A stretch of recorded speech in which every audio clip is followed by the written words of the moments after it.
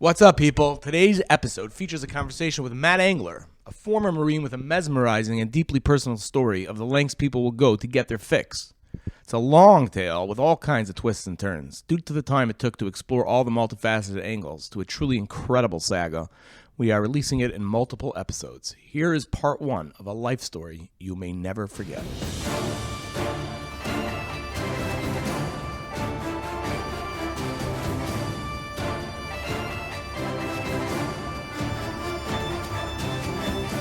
Welcome to Rubber Bands, an Avenues Recovery podcast. Conversations about the push and pull of addiction and recovery. And now, here's your host, Shlomo Hoffman. Hello, everybody. Welcome to episode 11 of Rubber Bands, conversations about the push and pull of addiction and recovery. We continue to shed light on the world of addiction treatment by talking to the people who make up its heart and soul, those who have gone through it and those that have helped them get through it, sharing their experiences and insight and how people can find their way back from the darkest places and light up the world for themselves and for those that love them. Today, we are joined by Matt Engler, a key member of our Louisiana team. Known throughout Avenues for his dedication to the world of recovery, Matt has an incredible story to tell, and we are grateful that he is here today to share it. Hold on to your seats. It's going to be an incredible ride. Matt, how have you been? Good. Thank you for having me. You pulled yourself out of the hurricane? Pulled myself out of the hurricane. It's probably better said that everybody around here pulled me out of the hurricane. It was really something. But we're back at full steam ahead, right? We're back really quickly. It hit on the 29th of August. We were back on September 8th. Addiction doesn't stop just because the hurricane rolled through, and we got back open just in time. Awesome. Okay, let's get to it, Matt. You have an incredible story to tell. We've heard bits and pieces. We're excited to hear the whole thing chronologically. Where do you want to start from? Let's start from the very beginning. How did you find addiction? I think it was always there. The idea that I could have been anything else, I don't believe in it. I really believe that from day one, I was always kind of being an addict. I didn't plan to be. I didn't want to be. It really is just how it worked out. I do prescribe that from the first use, I was addicted. My family has it, and I come from a long line of people who have it in one capacity or the next. And I'll tell you, the first time I used, it was exactly what I was looking for. And look, I don't want it to be some sob story either. At the end of the day, I liked the way drugs made me feel. So I did them again, and I couldn't stop doing them after that. And I suffer consequences as a result of it. So, and I need something to help me stop once I've started. That is addiction as I see it, as it applies to me. So dad was definitely an addict. Good guy, right? He's an awesome guy, a lot of fun, super adventuresome. Taught me a lot about being a man, but at the same time, he was an opiate addict, and eventually it wound up killing him. So I think probably a lot of people could say I come by it honestly, for sure, and it did not spare me in the least. Okay, so let's start from the beginning. So Matt's story, just a quick intro. Matt's story winds us through the criminal system. It winds us through the military system of the United States of America. Sort of those two things merged and jumped together and went back and forth. It's funny that the crime and the military, they started legitimately on the same day. And look, when I started young, I started hard, and I could never afford being a drug addict. I always needed basically other people's money in order to get the deal done. Look, using's expensive. It is expensive. Being addicted to something costs a lot, right? Initially, it seems like, if I just get enough money to get myself through the end of the day, I'll be fine. But there's very little hope of holding down a job, and crime is like the natural way to do it. And there's any number of crimes that exist out there that produce enough money to do it. I liked home invasion, So I would like to think that I could go out and sell drugs, but that wasn't in the cards. I did drugs. They were not for sale. Those were mine, right? So what I landed on was breaking and entering, stealing people's stuff and selling it. It was very lucrative. To me, it seemed pretty easy. They already had the stuff. All I had to do was get in their house and take it. So it seemed kind of like a no-brainer at the time, and that's what I would start to do. Were you running alone? Were you running with a crowd? I always wanted to do it alone. Less in my mind at the time, it made sense because less opportunity to get caught. Walk us through a job. So I'd go to. It started really in my neighborhood, and the one that I grew up in. There was, like I said, it was an upper middle class. A lot of people had a lot of, I guess, valuable possessions. So I would walk around the neighborhood. I'd find a home without a security system out front, the sign that's in the front yard. That really is the truth, too. When they say the sign is the most preventative thing that the security company has, for sure. So you were strolling the neighborhood looking for signs. Right. If you had a sign in your front yard, I'd go to the next one. If the one without the sign, that'd be the one that got it. And I'd find a window. Everybody leaves a window open for some reason. They'll lock the doors, but they'll leave a window open. And, they'd find my way in.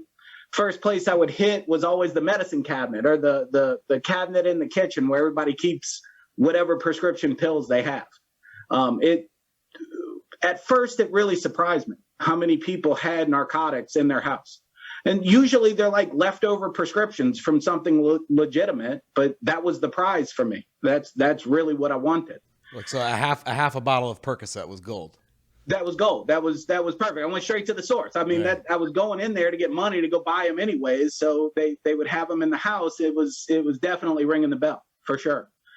Past that, I would take something that was easily carried. Jewelry was always the second best prize. And so, then you get it over to the pawn shop and find out it wasn't real.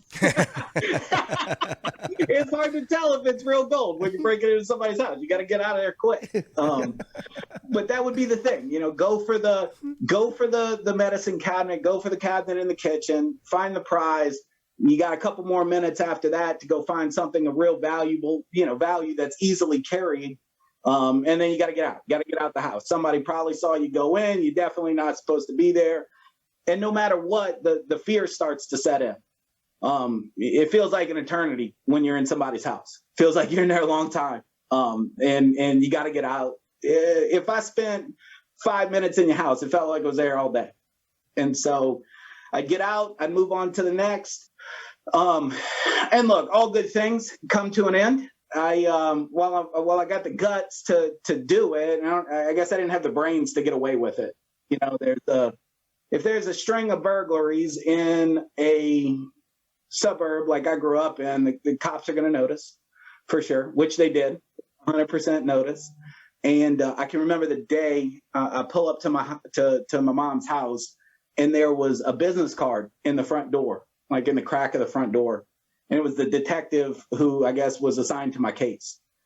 And I knew the deal. I knew it was up. I knew I'd been caught, and I threw that card straight in the trash can. My mindset at the time was, you're going to have to come to the house, right? You're going to have to come get me. And he did. He had no problem coming back in a couple of days. He came into, it was my mother and I sitting in the living room. He walked in and he looked me dead in the eye and he said, "Dude, you know why I'm here." So I didn't know why he was here. I was never going to admit that I knew why he was there. Got a lawyer. I told the lawyer everything. Right, because that's what you're supposed to do with lawyers. Hey, guy, this is all the crime I committed. Get me out of it. Right, like that's the arrangement when you get one of these. And he did. He worked with the DA.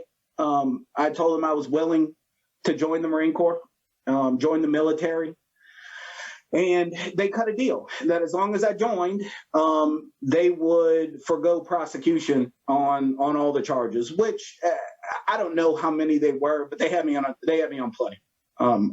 Look, I don't know if I'd ever found myself in prison over those, but at the time, it seemed like that was on the table. It seemed like They knew the crimes that I committed. Those crimes did carry a sentence, and I didn't want to go to prison, right? So the military was. So it's always funny, right? They are linked, in my opinion. The military and crime for me are absolutely joined at the hip. So that was a decision I accepted and never made it to court, which is also kind of like one of those old stories too. My family, we had the money to afford a lawyer. So I didn't really have to suffer a lot of consequences of the things that I was doing. I always wanted to join the military. I just couldn't ever get myself there because I was addicted, right? There was I couldn't shake using. So I would have never made it to the military. It wasn't as harsh of a consequence as it could have been or as it should have been. Now, and how does the military view that? What's that process? You're an addicted guy. Do they know that you're addicted, or they're just looking at you at crime? Like, how is it that you just like skate into the military? You're a complete addict. You're a wreck. You're dysfunctional. You're stealing. You're robbing. Like right. The military is like, hey, sure, come on in. Like, how does that work? So at the time, it was kind of a don't ask questions period of time. The war on terror is going crazy at the time. They're popping off. There's this huge surge. And how's your family reacting to this while this is going on? So my dad understood the deal. He understood that I was a drug addict. He knew I was in a rough spot because he was there at the time too. So he understood it. He knew I had some stuff to work out. And at the end of the day, if I did or didn't work it out, he got it both ways. He kind of accepted the fact that I was drug addict. Now he had like some maladaptive thinking as a result of his own use, and he maybe wasn't looking at it super clearly. My mother, I think, was terrified. I think she was really scared for me. I was not living a life that you could go to sleep every night and say, my boy's going to wake up tomorrow, right? My boy he's going to be okay. I was living a life where I was never okay. And I imagine, I'm a parent now, I would never want to watch my children go through that, right. Have to live that way. So I think she was terrified. I'm joining the Corps, and I think she's got some hope over it. At least there is this institution out there who is like wildly successful at taking boys and making them into men, right? Kids and making them into adults. I think she put a lot of faith in that the Corps could help me out and kind of save me. Is the thing. At the same time, I'll tell you, I put a lot of faith in it too. I really felt like, this was the thing that I needed in order to help me along with life. Because at the end of the day, like, I'm not a dumb guy. I know the life that I'm living isn't okay. There's nothing I could do about it. I didn't feel like I could get out of the cycle. So we're moving on. So we're going to the Corps. We're out of the clutches of the government. And we're headed to the Corps. Where were you stationed? So I went to boot camp at Parris Island, South Carolina. So I showed up. I knew heroin takes about 3 days, 4 days to get out of your system. So I used right up until the end. Are you tested the second you come in? Tested the second you go in.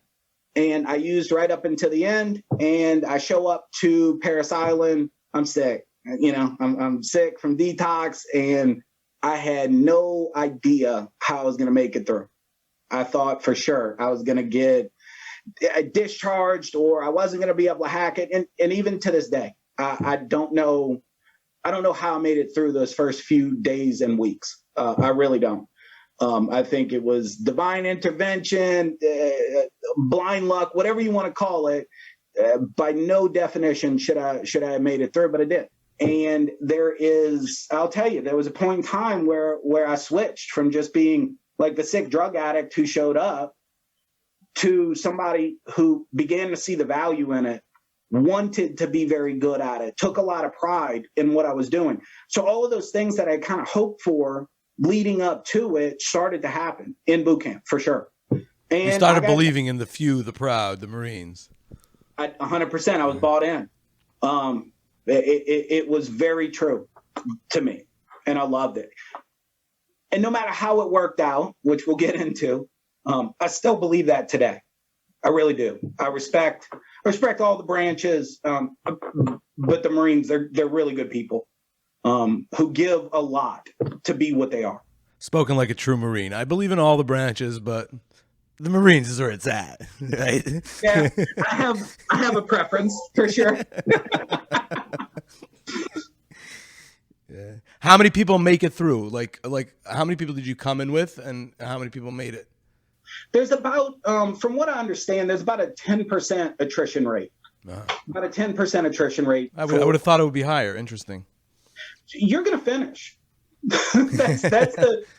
They always would say the quickest way off of Paris Island is to graduate. That's it. Right. You're going to finish. Everybody has the ability to do it. Everybody does. I kind of think I wouldn't make it a week. They are not who they are because people can't get through it. They are who they are because they figure out a way for everybody to cut it. Interesting. That's an interesting perspective. Yeah. They get it. And they're not there to thin out the ranks. Like sort of our perspective is that like they're there to see who can make it, you know, the few people that can make it. You're kind of saying something else. You're kind of saying that they sort of lift up the people. Like if you're here, we're going to take care, we're going to get you through it. We're going to make you a better man. That's right. You know, I'm kind of just thinking as we're talking that these kind of lessons that you're talking about, you know, how pulling people through and reaching everybody and their individual strengths and where their weaknesses lie, kind of probably helps you in the recovery world. It's kind of the same, you know, the same lessons. It's not, maybe it's a different theater, but it's also like finding where that person's going to make his mark, how you're going to make that person tick, how you're going to reach that individual. It's one of the things that I remain so grateful for the Corps over. Those principles that they taught and trained me on, I apply them every day in what I do today. There is always one more thing we can do with somebody who's in treatment with us. We should never give up on our people. Their issues, their problems, however we want to categorize it, are very individual. And it's up to us to figure out how to help them through those things. And all the branches of the military are okay also. And all the branches are. Look, I love them all. So you finished boot camp, you graduated, you're a Marine. What happens next? Oh, but by the way, were you using it all during boot camp, or that's not like? So I felt really safe there. And for a long time, I was really safe. There's a point in time if you have wisdom teeth when you go to boot camp, or at least when I went, if you have wisdom teeth in your face, they pull, right? They take them out, they pull them. If you got one or you got four, it doesn't matter. They're pulling those things from you, right? And so when they send you back to the squad bay, you get 6 Vicodin, you get a prescription of 6 Vicodin and a prescription for a day of bed rest. And you don't get either of those things. In my platoon, you didn't get either of those things. There's no Vicodin, there's no bed rest. No Vicodin, no bed rest. Are you getting Tylenol at least? Are you getting something? Yeah, no. You get your Vicodin taken, and you get asked, do you really want your day of bed rest? But you get asked in the way that's like, don't say yes to it. You know, just say no. And kind of prepares you for marriage, Matt. So they took all the Vicodin. There was a ton of us who went to dental that day. They take all the Vicodin, and my job at that time in the platoon, I had to clean the drill instructor's office every day. I had to go clean the drill instructor's office. There was a foot locker that I moved around, and the lock wasn't locked. So I opened it up just to see what was in there, and all the Vicodin were in there. Wow. So it was just out of reflex. I hadn't used in a long time, but I also hadn't done anything specifically to address my addiction up until that point. I had just gone to boot camp. Right. I had done something specific about addressing how to be a Marine, not how to be sober. So I just took them right out of reflex, took all those pills and started using in boot camp. It's like a testament back to you're not safe from this thing anywhere. Unless you get some help, unless you deal with it, unless you figure out how to be sober, how to maintain that sobriety, it's going to come back. You know, you can't just forget about being an addict and that's enough. And it didn't affect your performance? No. Interesting. opiates were always kind of like a performance enhancer for me. I could handle things. I could just handle things better. I wouldn't feel the physical pain. My mind felt like it got clearer. There was a lot of characteristics about opiate use that I felt like it improved who I was. Interesting. And you're not getting tested? You're not getting tested throughout, and you're not. No. You're sitting in boot camp, and under no. It would be weird for anybody to hear that while in Paris Island, while in boot camp, while in a squad bay, you still figured out how to get high. Right. You know, that it's just not necessarily one of those really common things. And so, no, we weren't getting drug tested. We were not. And I got away. What I thought was I got away with it. You know, I got away with it. Nobody found out. It was fine. The few days worth of pills that I had were what they were. I got a little fun time while I was in boot camp. Cool. So now you're moved on. You're graduated. What's next? So post-grad, I come home. I get a leave. I get a small leave. I think 10 days after boot camp. And the whole 10 days I spend partying. I say the whole 10. I party for 7 because you got to clear out your system for those last 3. Because right. when I go to job training, MLS school is what they call it. There's going to be a drug test when you go there. So 6-7 days, whatever it was. And I can remember thinking on my way back to North Carolina that, man, Louisiana is the problem. You know, I knew what I had done for that first half of my leave was not okay. Again, remember, intellectually, like, I get it. I know this isn't what I should be doing. But so I really identified, like, Louisiana is the thing. I just can't go back there because every time I go back there, I'm going to do something that I either regret, don't want to do, feel guilt, or I'm nervous about having done it. So, like, Louisiana is a problem. I totally erased the fact that, like, I got loaded in boot camp. But I'm just thinking, like, I go back to Louisiana, I see all my old friends. That's the problem. So North Carolina I'm going to be supply administration. That's going to be my job in the Corps. And that's where the school is for it. So what is that? What is that job?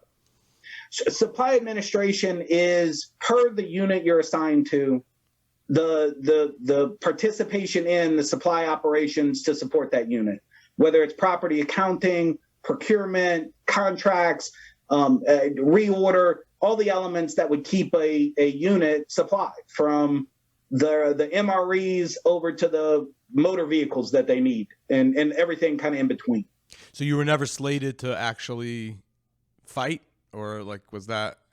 No. So at the time, for every war fighter, there's like 10 people right. that need to support them. You know, there's like 10 other jobs that support an infantryman. When you think of a Marine, you really do. You think of the infantry. That's right. What they are. They're a grunt with a rifle charging a machine gun nest. And for the rest of the Marine Corps, for the 90% of the Marines that sit behind them, those are our most celebrated people. It takes a lot to be an infantryman. You know, not everybody is going to be that. And there's a ton of other stuff that needs to exist so that person can go out and effectively do their job. And supply being one of those things. And it's so funny, like, every different part of the Marine Corps tries to have like their claim to fame. Right. You know, well, you couldn't do it without bullets and bombs, and I'm supply. I got to order those for you. You know, you couldn't get to the front line without the vehicle to drive you up there. You know, everybody tries to be the hero. And really at the end of the day, the infantryman is, we all know, you know, we all know the deal. They're the one that the rest of us are there to make sure they have what they need to go out and fight the war, for sure. So you're in North Carolina. North Carolina. School was easy, right? Look, to get into the Corps, you don't have to be an Einstein, right? You know, they'll take you no matter what, kind of, and then they'll train you up to be what it is that you need to be. So school was easy. It was super simple. I think this is an organization that really understands what they're working with. The average age of a Marine is 19, and they're like the best in the world at what they do. So that means the organization took time to put into play processes and procedures that make sense for an average aged 19-year-old with a high school education to come in and do it very effectively, do it very well on a global scale, that the consequences equal death. They're real. They're about as real as they get. And so they did that. They built systems to make, again, once going back, to make people successful. And so school was easy, and I liked it. It was interesting. It wasn't very challenging, but I liked it. I was good at it. I think I graduated in the top 3 in my class. And again, I'm not trying to oversell that. It just, that is what it is. And at the end of that school is when you get your orders. That's where you get your orders, where you're going to be stationed.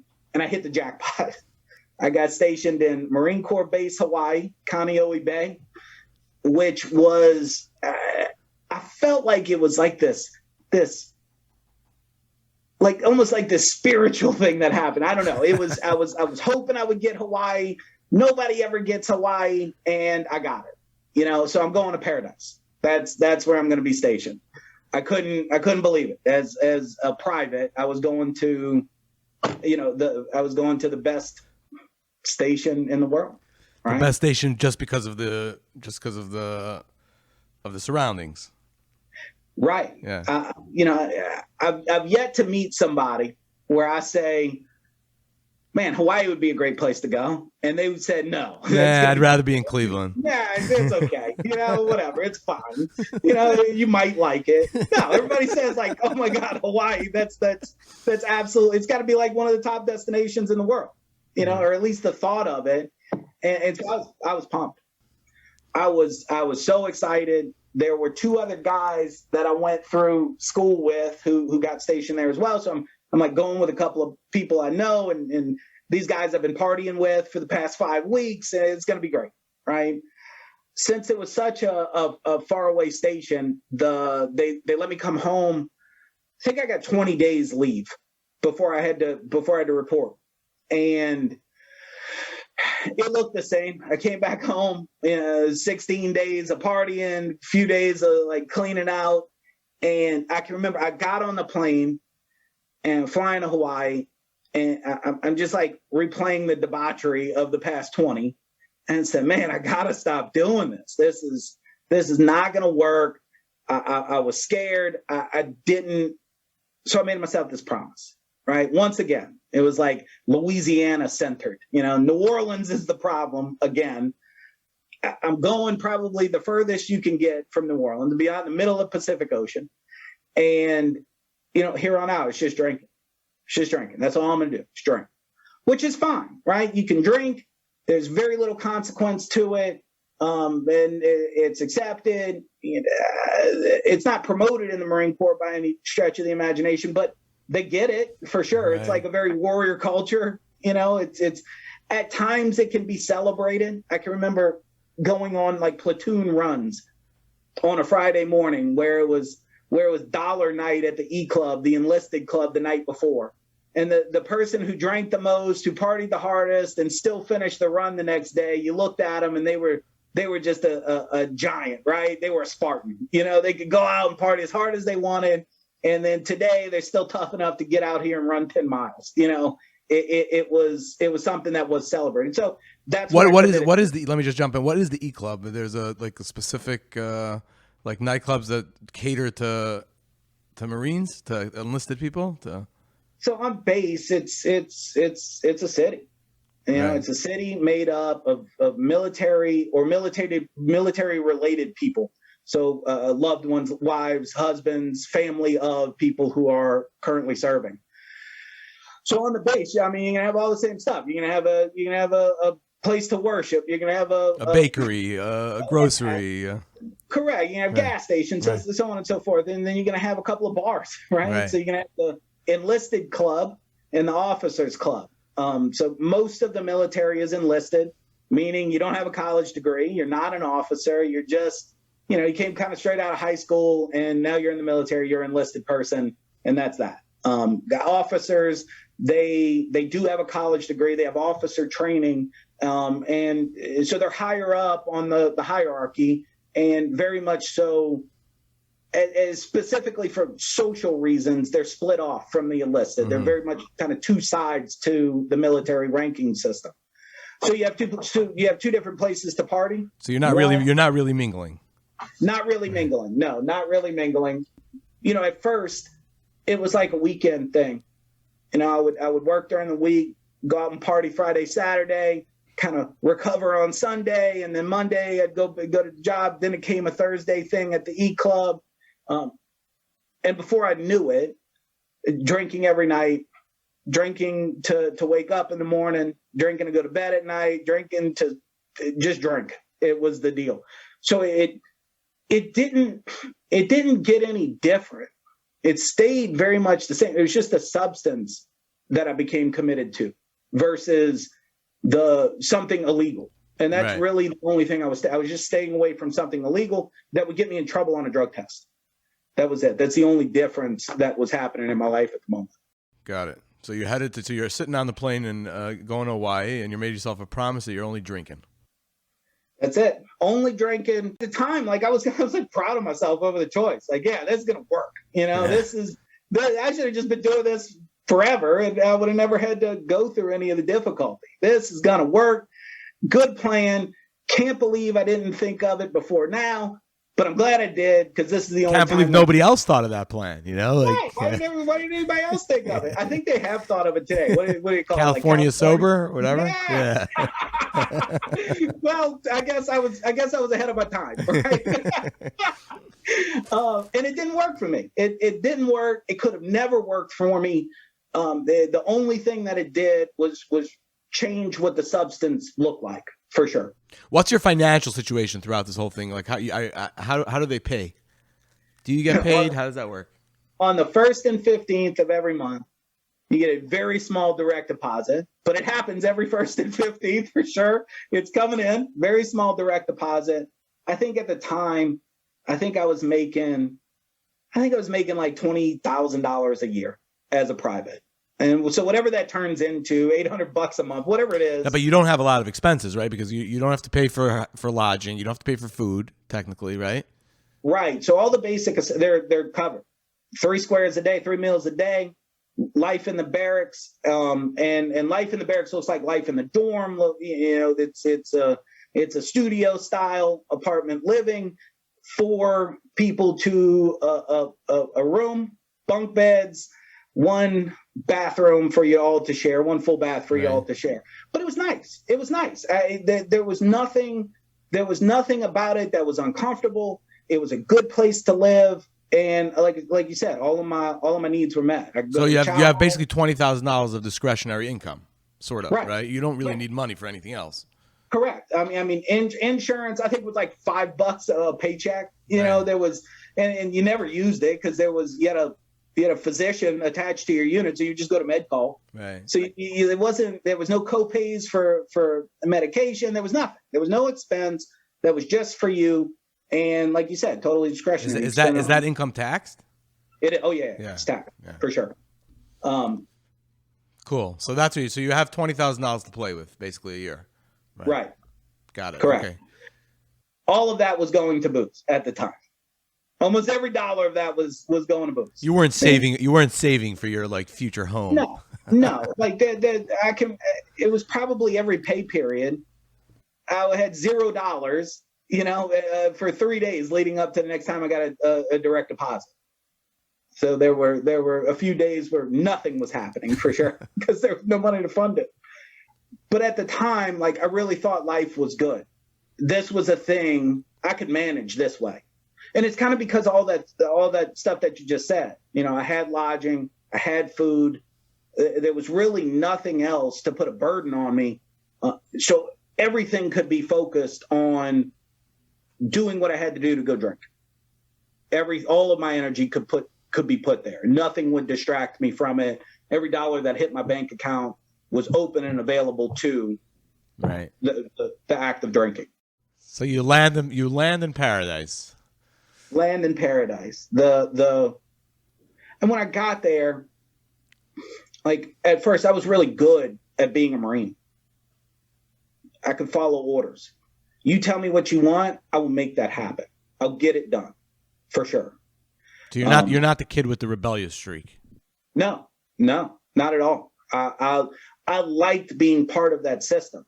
I didn't have to come up with a whole lot of new ideas. I could just take your idea and make it really great. Take your order and do it really great. I was very, very good at understanding that my job was to make my superior look really good. So I understood it. I didn't need acclaim. I didn't need recognition, nothing. I had what I needed, and that's all I was interested in. And look, I wasn't dumb. I was a pretty bright guy. So everything that would come across my desk, I picked it up very quickly. I did it very well, and I started to get the recognition. And the way I got recognition in the Corps was that I started to get more responsibility. That was it. I would be rewarded with more new jobs. things to do. More jobs. That was it. But comparatively speaking, there were a ton of privates there who all they did all day was sweep the supply warehouse or cut the grass outside. I had an actual job. I was a property accountant. And so I was like good at counting all this stuff and getting it in the system, and all my numbers always matched up and added up and everything. I knew where all the serial numbers were. I knew where the stuff that my unit owned was, and I did it very well. I took a lot of pride in it, and I always knocked it out of the park. So I would get rewarded with, and like I said, increased responsibility. You move up the ladder. Right. So what changes in Hawaii? So I had never really had success before. I was always kind of told I had a potential, ability, capability, those kind of things, but I'd never really seen what success looked like. And again, I got a taste of it. I wound up getting put in rooms with people that, I looked at as high performers. I wound up in rooms with officers or senior enlisted that, as a young Marine, I was shocked that I was there. Those same people started saying, well, wow, this guy is capable. And I wound up getting put into a specific section of my supply platoon where I was writing DoD contracts, managing Department of Defense contracts. I had the GSA credit card. There was like one credit card in my unit, and I had it. That was, it was cool. I felt special, as a result of it. And I liked it. There was some serious pride and ego that started to get developed in that, I'm a Lance Corporal with a government credit card that I don't even know the limit on. It's that big. I figured I could buy a tank on the thing or something. You could just swipe it wherever, and the government was paying the bill. And that, you were kind of holding the purse strings of the unit. Right. And so there was a couple of things when I look back on it, they really trusted me. Right. They really trusted me. And it was born out of some performance stuff, but also the fact that, look, I wore the uniform. Right. I swore an oath, the same oath that they did. And so there's some mixed feelings on my side. We'll see why. But at the time, I really felt like I was getting rewarded for a lot of hard work. So how can I have all this going on for me professionally? I'd be having all this fun, and there be any problem with that? But there was still this nagging thought in the back of my head that you haven't fixed anything. Intellectually, I knew that. Right. In reality, I did know, but I could shut it up. I could shut that thought up and keep going, doing what I was doing. It's like the curse of every functional drug addict. Every functional alcoholic. That's the hardest thing to deal with, I found. Right. Yeah. Right. For sure. My life's working. What do you want from me? What's wrong with what I'm doing? That kind of thing. What other people can go out and do this, and why is it different when I'm doing it? Right. What's the big deal?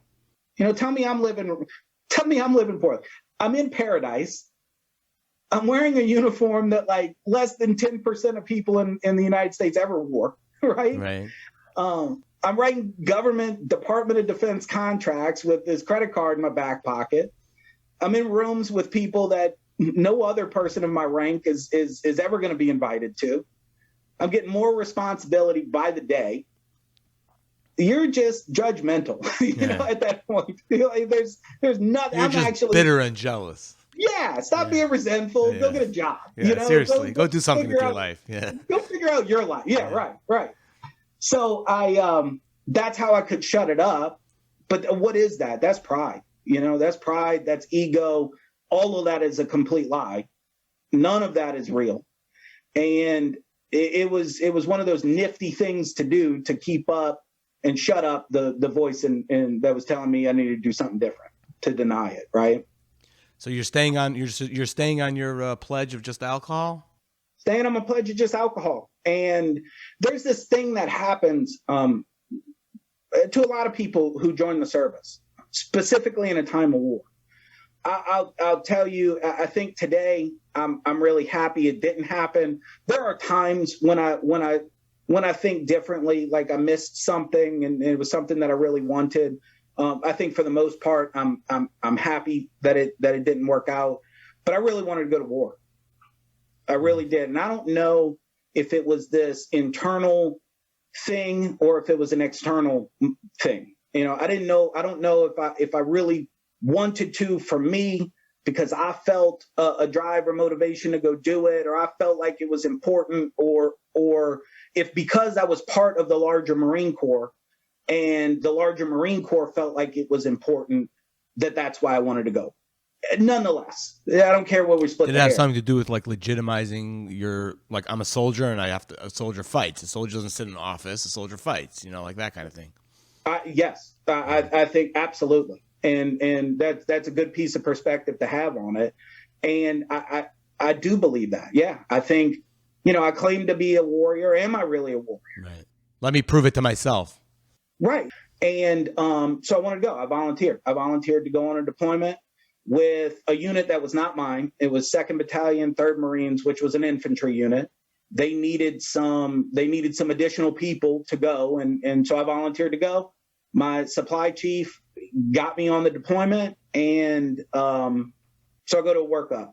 But along the way, there's a martial arts course, right? And at this point, I had done a lot of martial arts. I was in the class, and this guy messed up a move on me, and I broke my shoulder, broke my collarbone, broke my shoulder. Collarbone came out the skin, tore my bicep off, tore my tricep off. I'm trying to just sum up, like, it was a really gnarly shoulder injury. Okay, I'm off the deployment. I'm getting flown back to Oahu, to Tripler Army Medical Center. I go in for a surgery, and I was devastated. Like, what a numbskull kind of thing to get hurt over. You know, you're like 2 weeks away from achieving your dream. Right. At least the dream at the time, right? Right. And I get hurt because we're like messing around. We're playing martial arts, you know. I was devastated, and I wasn't okay right then. It hit me really hard, right?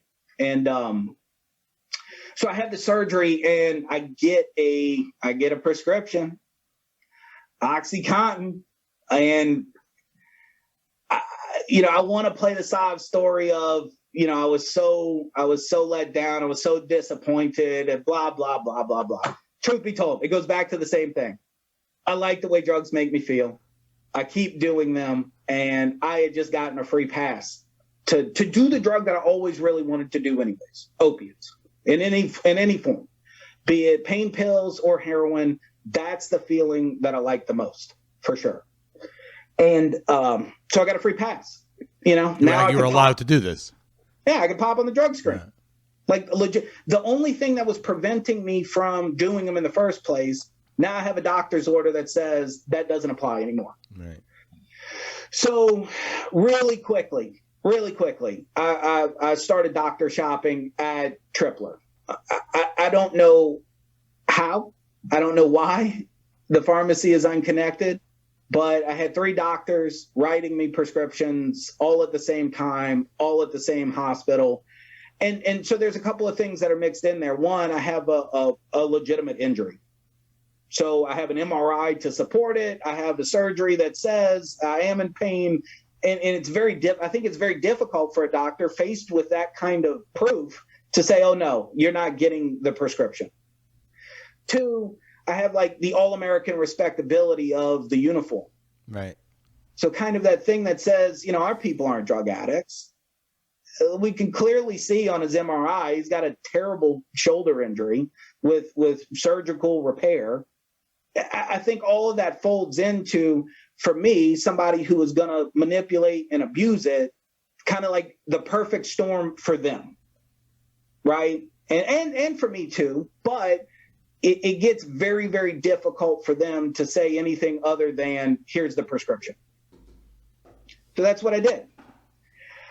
That part of it didn't last a long time. I think my sergeant major at the time, and if a sergeant major is usually he or she they've been in for a long time, they've seen a lot, they've done a lot, they are enlisted, and they're kind of like the hardest person in the unit, right? And they're old, they're salty, and you never want to get, and their direct focus is like personnel management and administration. So they're the one who's there and kind of keeps all the Marines in line, kind of like a disciplinarian kind of figure. So I get called in to his office, and he's got this stack of paperwork sitting on his desk. And he's like pointing to it in a very accusatory kind of way, kind of telling me to explain what that is. Well, I have no idea what that is. It's just a stack of paperwork. Like, tell me what it is and I'll respond to you, And so he finally did. He said, this is all of your prescriptions over the past 6 months. What the hell is going on? What is going on? So he thought that I was getting them and selling them. And just because of the quantity of the prescription, that was the only thing that made sense to him, in that somebody would get this many so that they could sell this many. Right. So it was easy to rebut, no way was I selling any of these things. I'm taking them all. These are for me. And guy, they're a legitimate prescription based in a legitimate injury. And I'm just following the doctor's order. I kind of deflected using that. Hey, the doctor tells me to take them. They're medicine. It's fine. So I don't know if he really bought it or not. I have no idea. I think he was handcuffed to the extent, because I wasn't wrong in what I was saying. I think there was like a legitimate defense there. There were a legit prescription. I think the doctor held a lot more liability than me at the time. So they did a couple of things. They sent me over to the substance abuse counseling officer on base to do some intervention stuff with me. And when I got there, I got him to see things my way too, that there was a legitimate injury. I have legitimate pain and I legitimately need some of the prescriptions at least. And so the result was that only one doctor could prescribe me pain pills. So I didn't lose them all, right? I didn't lose them all, but I did lose like 2/3 of my dope. That's brutal, man. Yeah, that's a problem. Yeah. That's a problem for imagine taking 2/3 of your kid's Halloween candy. Yeah, right. Or 2/3 of your savings account gone. Right, 2/3 of your house gone. Right, it's a problem. I just didn't have enough to make it through the month anymore. And with opiates, I got sick. People get sick when they don't have. It's now look, it's not the most terrible sickness on the planet. It's not stage 4 cancer, right? But it is certainly enough to impact whether or not you can go out throughout your day in a reasonable way, right? So that's the problem. So what are we doing about it, Matt? The street's always the place. If you have the will, you'll find a dealer, and so I did.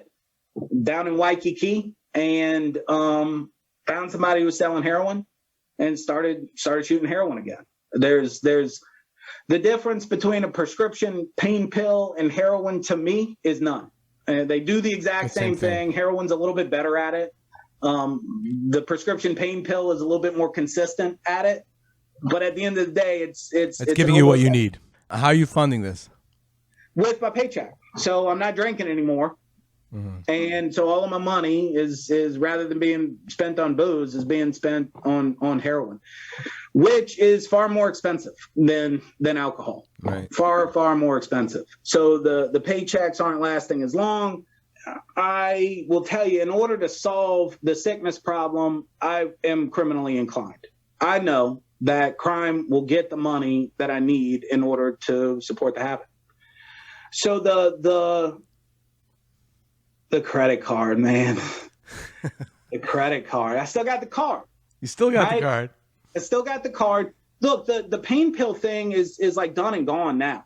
It was addressed. It was solved. I go right back to being the all-American Marine. There's even like this bit of sympathy for me because, like, you know, I'm supposed to deploy. I get this terrible injury.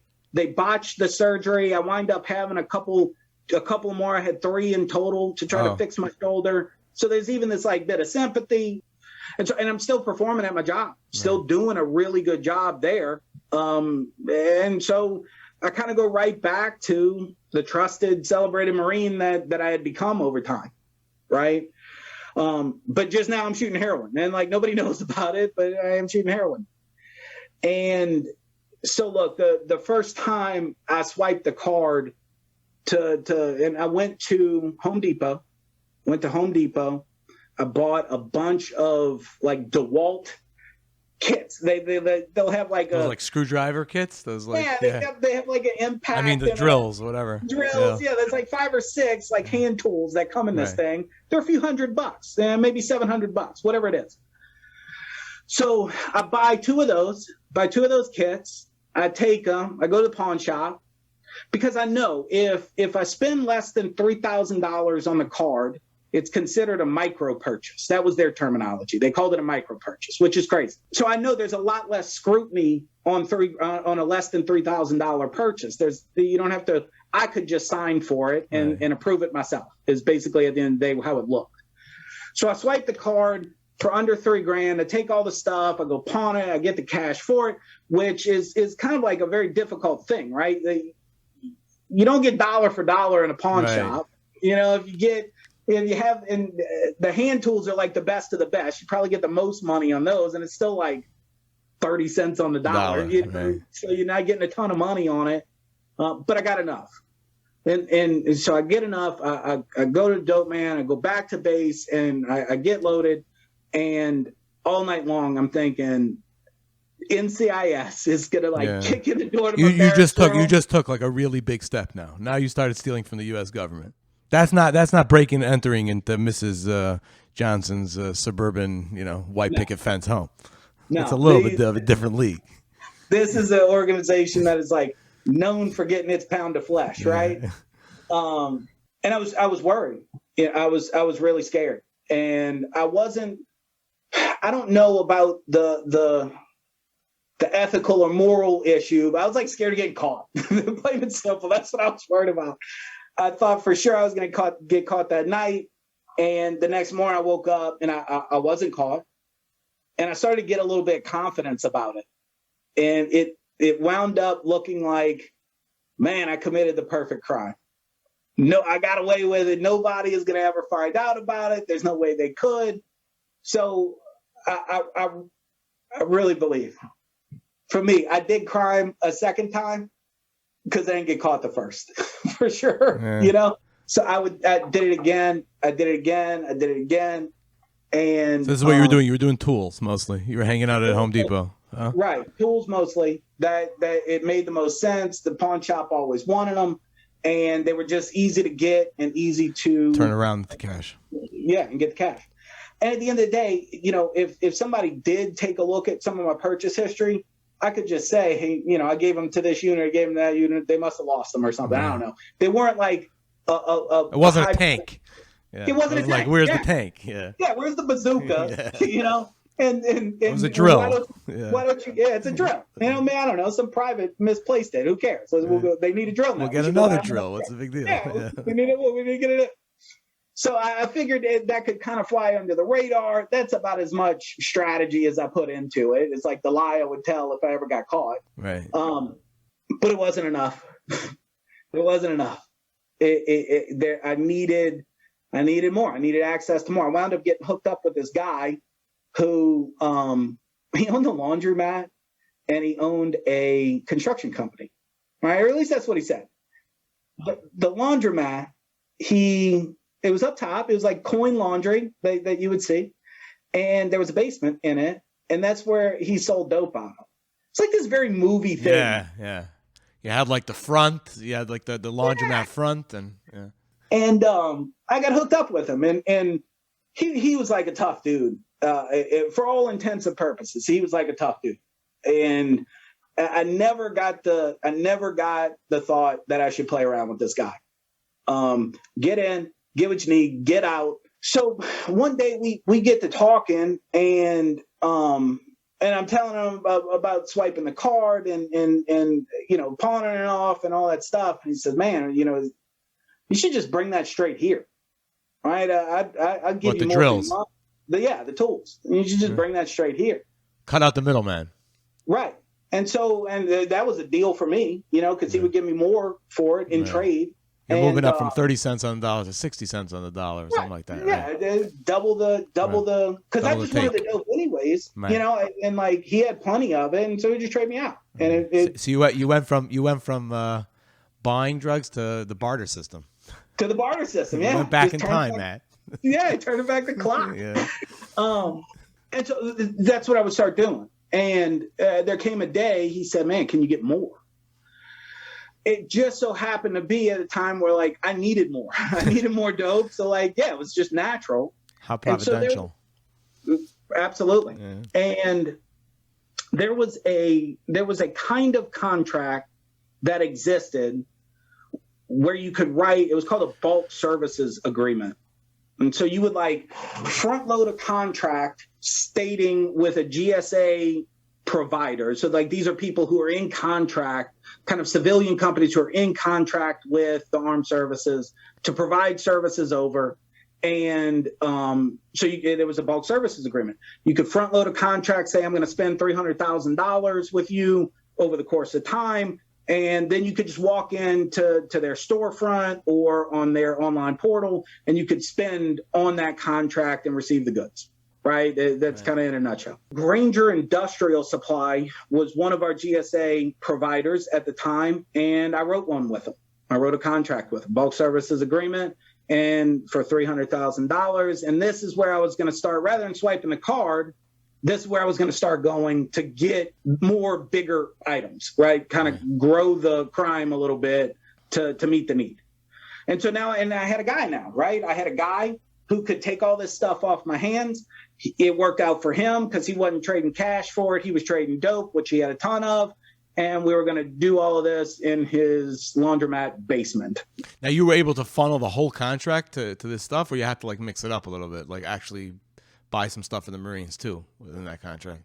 So I never bought anything for the Marines on this particular contract. I think maybe it would have been smarter too. Yeah, I'm feeling like it. Yeah, but I was greedy. In like retrospect, in retrospect, throw them a bone. Yeah, yeah, right. But no, my mind was not thinking that way at the time. So you're taking $300,000 right now of product and turning it into dope. Correct. Now you're funded, man. I'm funded. I just solved the problem, right? I just solved the problem. The problem was I always ran out of money for dope. Now you have a lot of money and a lot of dope. Right. And we've really set money aside. Like you said, we went back in time. We're bartering it, and it's not even with my stuff. I'm just stealing it and I'm moving it to another place and getting dope for it. Pretty simple, right?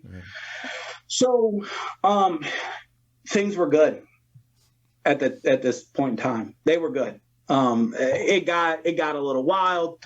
I can remember one day I'd go over to the base motor transport, which was managed by my unit. I got a box truck, like a U-Haul looking truck.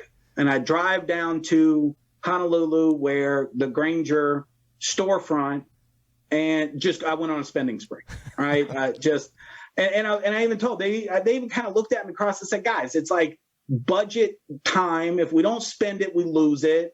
This is just a military thing, right? I just got to make sure all these dollars are gone. So I need 30 grand worth of whatever you have in your warehouse loaded in the truck." And so they did it, no problem, right? No problem.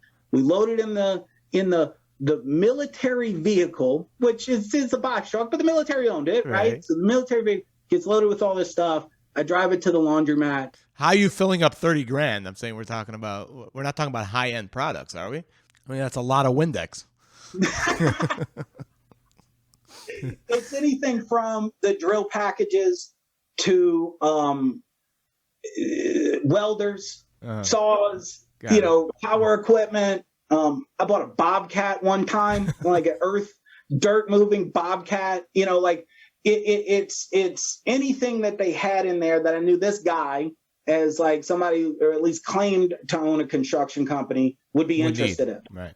So it's those kinds of very tool oriented things, which $30,000 worth of that stuff is not a tremendous amount, right? So they could come with some expense. Right. You can get there pretty quickly. And I take it down to him. I kind of, again, like roll up the back door of the box truck, and he looks at it and he said, "This is great. Let's go down." And I walk away from there, 15 to 20 grand worth of dope, heroin and meth. And now, where are you storing all this? You're not burning. How fast are you burning through $20,000 worth of dope? So, I had too much for me. Right. There was no way. I'm an OD.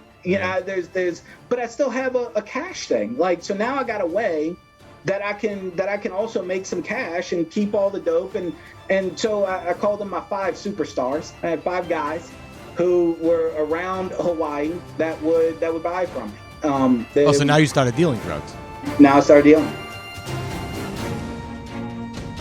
There you have it, fellas. There was part 1 of the Matt Engler story.